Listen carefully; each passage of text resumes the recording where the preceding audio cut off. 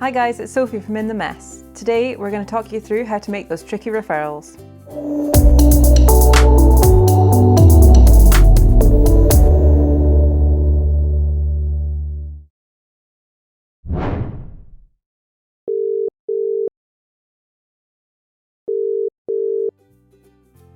So when you're asked to make a referral to a specialty, it's always worth just double checking what you're actually needing to ask. So don't be afraid to ask your registrar or your consultant exactly what it is they need to know. Spend a little bit of time looking through the patient's notes, familiarise yourself with the history, exactly why they've come into the hospital and what you know so far. Have a look through their recent investigations and any recent blood tests so that you have those results at the tip of your fingers. When you go to make the phone call, make sure you call the right number. You always want to get the person on call and not the person who's at home because they won't be happy to speak to you. Then you need to make sure you've got everything in front of you. So you should have the notes, you should have the news charts. If you need any of the nursing documentation for weights or drug cardexes, always useful to have that with you as well, because you're never quite sure exactly what they might ask you for. There's nothing quite so frustrating as asking for a bit of information and then being put on hold for 15 minutes while you go and chase down a folder. So make sure you've got those at the tips of your fingers. When you make your referral, try to stick to a structure. A lot of centres use a structure like SBAR when they're making referrals. Start with introducing yourself. Say, hello, my name is Sophie, I'm one of the junior doctors on medicine. And make sure you've got through to the right person because it can be quite easy for switchboard to call urology when you wanted neurology. Failed. Start with the situation for your patient. So explain who they are, how old they are, and why they've come into the hospital. So for example, this is Andrew, he's 25 years old, and he's come in with palpitations and fast heart rate. For B, you want to mention any relevant background, particularly any family history, such as, in this case, hypertrophic cardiomyopathy, or any past medical or surgical history, cardiac disease as a child, previous medications, and if they've had any previous admissions for this presentation. Next, move on to your assessment of the situation.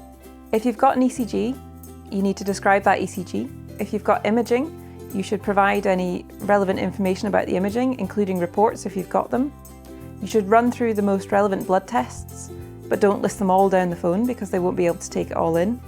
And don't forget to include blood gases if you've got them, as these can be really useful, quick sources of information. It's also worth giving a quick snapshot of whether or not the patient is stable or unstable. So for example, for this patient, whether or not they've got a stable blood pressure or whether or not they need urgent intervention. R stands for recommendation or request. So what you actually want to happen. Most of the time I would say, so I'd really like you to come and see this patient, or so I was just looking for a bit of advice about what I should do next. And that gives the person on the other end of the phone a really good idea of exactly what they need to do. Do they need to come into the hospital, or do they just need to tell you what tests to do before they can call you back? Don't be intimidated if they do ask you a few more questions. Often there'll be things that you haven't thought about that are worth including. This is why it's really useful to have spoken to your consultant or registrar beforehand so you know what direction their thoughts are going in when you speak to the specialist. Remember to call the specialist back with the results, as these may not automatically come up on the computer system. You want to make sure that any results are actioned so that the patient gets the best possible care. After you've spoken to a specialty, make sure to document clearly in the notes. You should write which specialty you've spoken to and the name of the person that you spoke to so that they can be followed up with at a later date.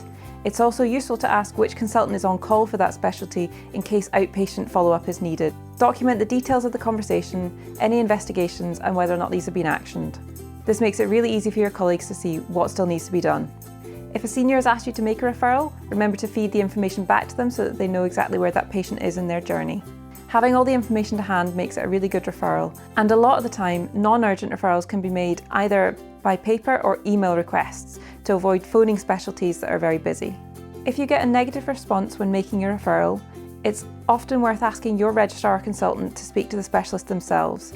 It may be that you've simply omitted some information that the specialist needed, or it may be that they wanted to hear it from someone more senior. Sometimes getting the bosses to speak to each other just gets things done more quickly. In a nutshell, make sure you've got the story straight in your head, you know why you're calling, and you've got all the information to hand in case they surprise you with a question. Don't forget to like and subscribe so you never miss a thing.